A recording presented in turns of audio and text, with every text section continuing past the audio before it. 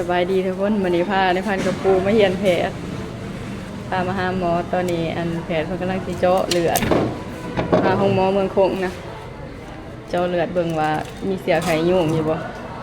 อาการเพิ่นไข้สั่นหนาวนะจักสิได้นอนห้องหมอจักจังไดแหละให้เพิ่นตรวจเบิ่งนะเพิ่นเจาะเลือดเบิ่งแต่ว่ามีเสียไข้ยุ่งก็น่าสิได้นอน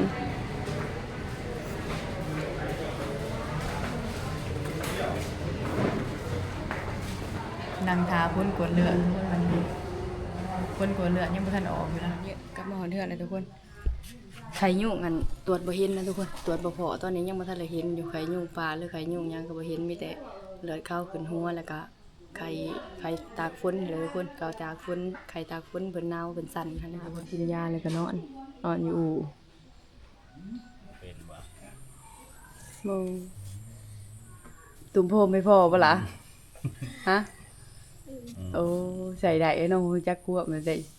ฮู้เรื่องในลูกก็ได้พอดาวเอาผมมาตุ่มให้พอโอ้โหจิกตีนให้อีได้แล้วบ่ได้เดียวโอ้ฮู้จักควบเนาะเจ้าฮักพ่อบ่พอเป็นแล้วก็